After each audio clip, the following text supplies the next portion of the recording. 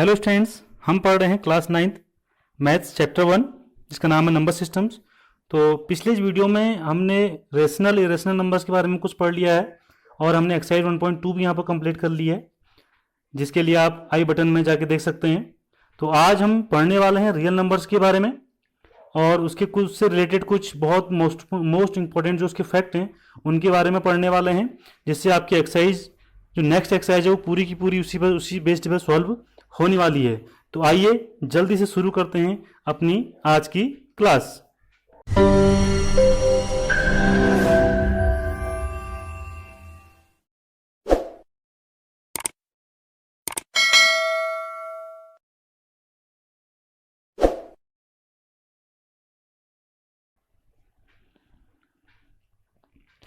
So student, पहला आज हमारा टॉपिक है रियल नंबर्स। रियल नंबर्स के बारे में सबसे पहले जानेंगे। तो रियल नंबर्स में इसकी डेफिनेशन देख लेते हैं। सबसे पहले एज ए डेफिनेशन इसको समझते हैं। The collection of real numbers and irrational numbers is called the system of real numbers. ये जो कलेक्शन ऑफ रियल नंबर्स में rational number and irrational number हैं उनको हम कहते हैं रियल नंबर्स। मैंने एक ग्राफ से आपको यहाँ पर एक कॉलम से कुछ बनाना, मैंने आपको एक फिगर से इसको समझाना, आपको थोड़ा सा समझाने की कोशिश की है। अगर आप देखेंगे तो रियल नंबर्स जो हमारे हैं ये किसका सिस्टम होता है, किसका कलेक्शन होता है? Rational numbers and irrational numbers. तो रेशनल नंबर आपको मैंने बताया था कि इनको हम कैसे लिख सकते हैं, पी अपॉन क्यू के फॉर्म में लिख सकते हैं, जहां पर Q is not equal to 0 होता है। और ये जो हमारे पास होता है इरेशनल नंबर, इसे पी अपॉन क्यू के फॉर्म में नहीं लिखा जा सकता है। तो ये रेशनल नंबर्स और इरेशनल नंबर्स का जो कलेक्शन होता है वो रियल नंबर्स कहलाता है। अभी इसके बारे में और ज़्यादा डिटेल में हम आगे पढ़ेंगे। तो इसके बारे में कुछ फैक्ट हैं, उन फैक्ट को देख लेते हैं। तो फैक्ट नंबर 1 क्या कहता है कि the sum of rational number, the sum of rational number. एक एग्जाम्पल समझते हैं। सपोज रेशनल नंबर हमारे पास 2 है and an irrational number means suppose √3 is irrational, means इनका जो सम होगा, sum of rational number 2 plus irrational number is equal to 2 plus √3। ये भी एक ऐसा नंबर है, ये एक इरेशनल नंबर होता है। ये कैसा नंबर है? ये एक इरेशनल नंबर है। तो ये पहला फैक्ट हमारा इससे रिलेटेड था। सेकंड फैक्ट जो इसमें कहता है कि the product of non zero rational number, non zero rational number means ऐसा रेशनल नंबर जो जीरो नहीं है, and with N irrational number, किसी इरेशनल नंबर के साथ उसका प्रोडक्ट करते हैं, इट मीन्स वही ले लेते हैं number, rational number, non zero rational number 2 है एंड इरेशनल नंबर ले लेते हैं √3, इनका प्रोडक्ट करके देखते हैं तो हमारे पास एक वैल्यू आती है 2 √3। तो 2 √3 जो वैल्यू है ये भी कैसा नंबर है? इरेशनल नंबर है। ये हमारे पास इरेशनल नंबर है। तो इस तरीके से इसके 2 फैक्ट हैं, ये फैक्ट। अब चलते हैं नेक्स्ट इसके डेसिमल एक्सपेंशन की ओर। सो स्टूडेंट्स, अब हम पढ़ने वाले हैं रियल नंबर्स, और रियल नंबर्स में जो रेशनल नंबर्स हैं एंड इरेशनल नंबर्स हैं उनका डेसिमल एक्सपेंशन कैसे होता है।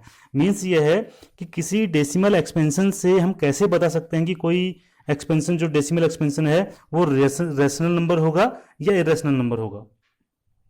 बहुत इंपॉर्टेंट है, मोस्ट इंपॉर्टेंट है। आपके एग्जाम में इससे रिलेटेड एक क्वेश्चन पूछा जाता है।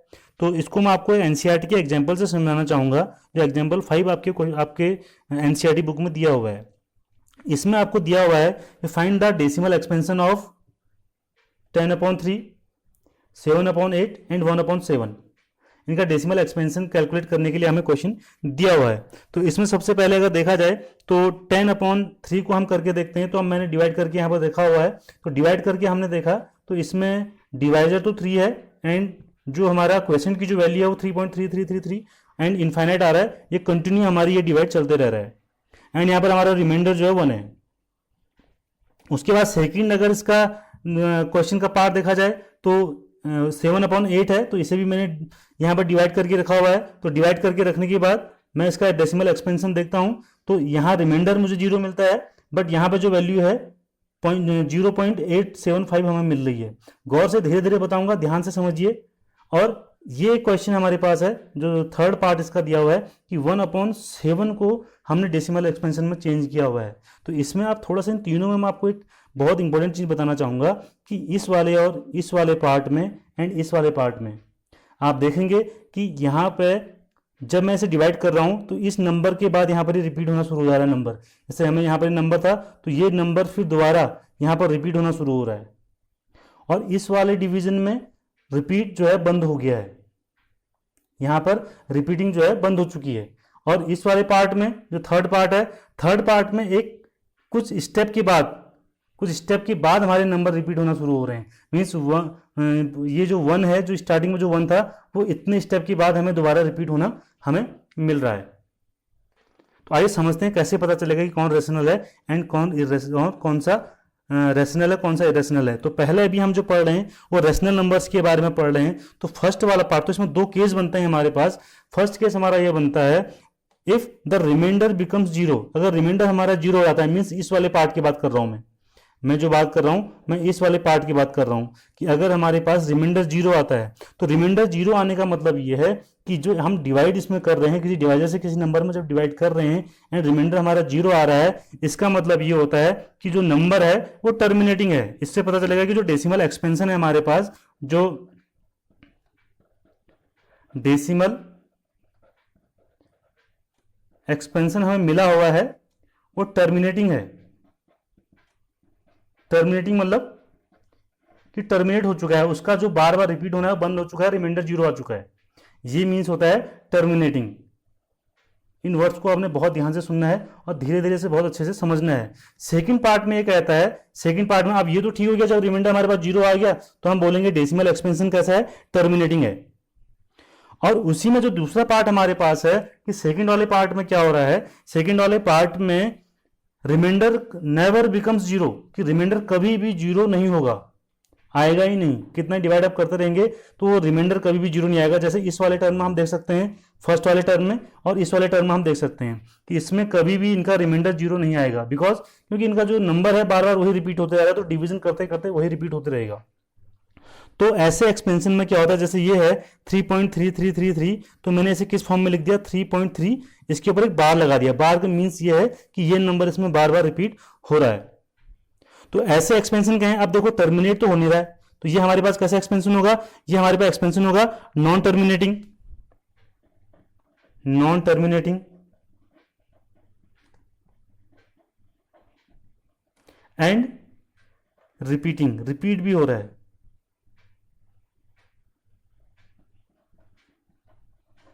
और ये रिपीटिंग भी हो रहा है।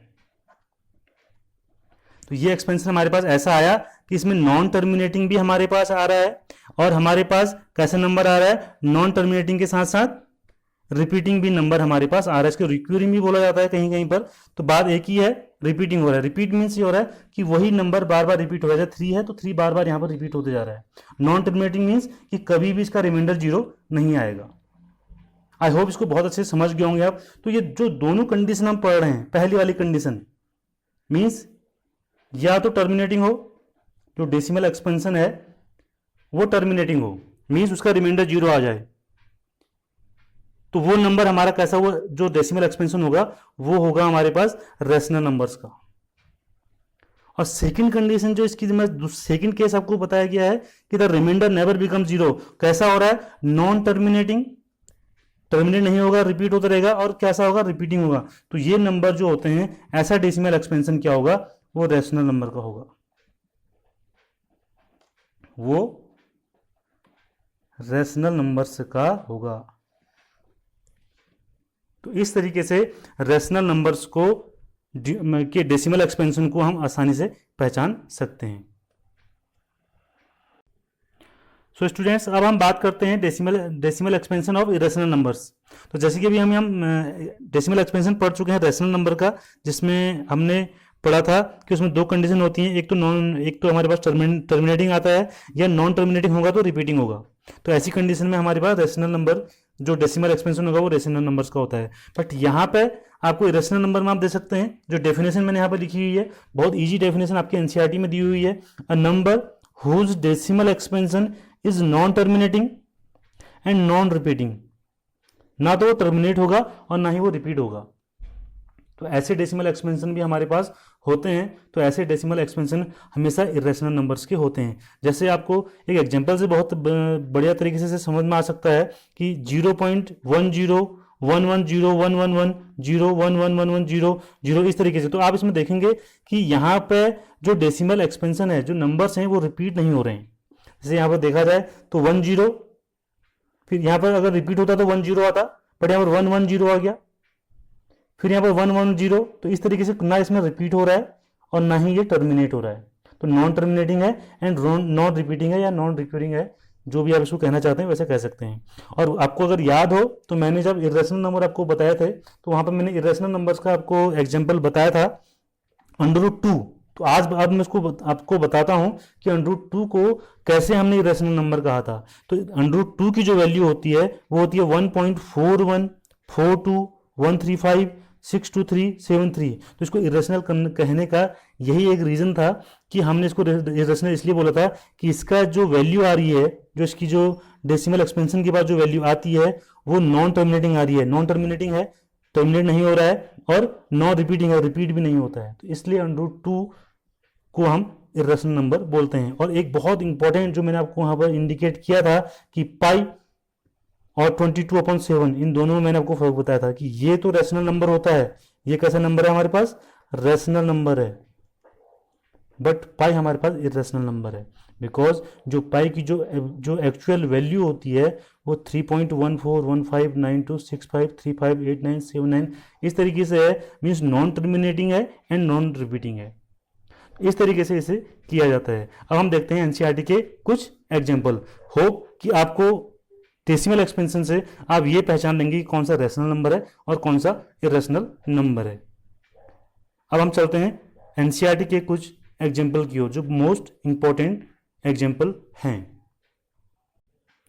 सो देखते हैं आपका एग्जाम्पल 6 जो एनसीईआरटी में आपको दिया हुआ है। So that 3.142678 is a rational number.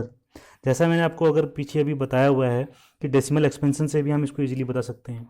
और इस क्वेश्चन में एक पार्ट आपका और दिया हुआ है, इट मीन्स अगर ये रेशनल नंबर है तो ये P/Q के फॉर्म में जो है लिखा जा सकता है, एक्सप्रेस किया जा सकता है, वो भी हमें बताना है। तो P/Q के फॉर्म में भी हम इसे लिख लेंगे। और जैसा मैंने अभी आपको अभी थोड़ा देर पहले बताया कि डेसिमल एक्सपेंशन से भी हम बता सकते हैं कि रेशनल नंबर है या रेशनल नंबर है। आप देखिए इस क्वेश्चन में आपको गिवन है 3.142678, इट मीन्स ये टर्मिनेटिंग डेसिमल एक्सपेंशन है। तो टर्मिनेटिंग डेसिमल एक्सपेंशन अगर होगा तो वो हमेशा जो डेसिमल एक्सपेंशन होता है वो एक रेशनल नंबर्स का होता है। तो ये तो हमारा यहाँ पर प्रूव हो गया कि ये रेशनल नंबर हमारा का डेसिमल एक्सपेंशन है। तो अब इसे P/Q की फॉर्म में कैसे लिखा जाएगा, बहुत ईजी है। 3.142678, ये डेसिमल को अगर हम हटा दें तो जो होगा 1314268 अपॉन 1, इसके पीछे 0 लगा दीजिए, 1 2 3 4 5 6, 1 2 3 4 5 6। तो इस तरीके से ये, and Q is not equal to 0। देखिए Q की वैल्यू 0 नहीं है। तो ये इजीली हम इस क्वेश्चन को P/Q के फॉर्म में लिख सकते हैं। देखते हैं नेक्स्ट एग्जांपल। अब क्वेश्चन नंबर 7 हमारे पास है। सो दैट 0.3333 इक्वल टू, इसे हम ये भी लिख सकते हैं, मीन्स 3 का बार बार रिपीट हो रहा है तो 3 के ऊपर हमने एक बार यहाँ पर इंडिकेट कर दिया। Can be express in the form of P/Q, इसको P/Q के फॉर्म में लिखना है। एंड ये कंडीशन आपको गिवन है कि P and Q are integers हैं and Q is not equal to 0।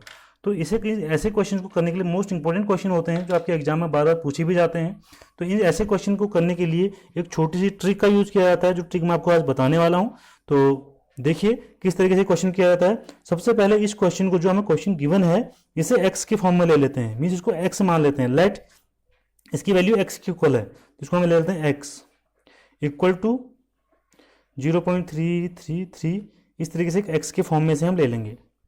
अब इस क्वेश्चन में आपने देखना है कि इसमें डेसिमल के बाद कितने नंबर रिपीट हो रहे हैं, मीन्स एक नंबर ऐसा है जो बार बार रिपीट हो रहा है। तो एक जितने नंबर से ये रिपीट होगा उतने ही 1 के पीछे 0 लगा के आपको इससे मल्टीप्लाई इसे कर देना है बोथ साइड्स। तो देखेंगे डेसिमल के बाद एक नंबर ऐसा है जो बार बार रिपीट हो रहा है, तो इट मीन्स 10 से हम जो है बोथ साइड इसमें मल्टीप्लाई कर देंगे। तो हम इसे मल्टीप्लाई करेंगे तो जाएगा 10 into x equal to 10 multiply 0.3333 इस वैल्यू को लिख लेते हैं 0.333 डॉट डॉट डॉट, और जो इसकी वैल्यू आएगी हमारे पास 3.333, इस तरीके से इसकी वैल्यू हमारे पास 10 से मल्टीप्लाई करने के बाद आने वाली है। अब जो ये वैल्यू हमारे पास आई है, इस वैल्यू को मैं थोड़ा सा ब्रेक करके लिखूंगा। वैसे लिखता हूँ 3.333 डॉट डॉट डॉट डॉट, इसको मैं लिखने वाला हूँ 3 प्लस उस फॉर्म में ले आना है जिस फॉर्म में आपको क्वेश्चन दिया हुआ है, इस तरीके से। तो इस तरीके से जब हमारा ये आ जाएगा, देन ये वैल्यू अब हमारे पास पता चल गया। ये वैल्यू हमने अभी क्या ली हुई थी, हमने इसको x से इक्वल लिया हुआ था। तो इट मीन्स अब यहां पर आ जाते हैं, तो जाएगा 10x इक्वल टू ये 3 प्लस x। तो इस तरीके से हमारा ये एक्सपेंशन हो गया। तो x को वैल्यू यहां लेके आएंगे, then 10x minus x equal to 3 and 9x equal to 3 and the value of x equal to 3/9।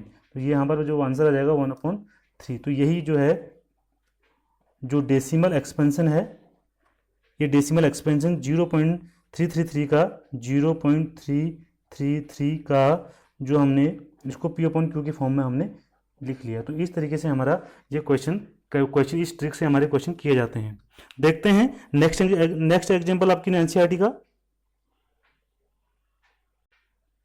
So example 9 में आपको गिवन है क्वेश्चन, आप अपनी बुक में देख सकते हैं। ये क्वेश्चन आपको गिवन है, so that this number in the decimal form of P/Q।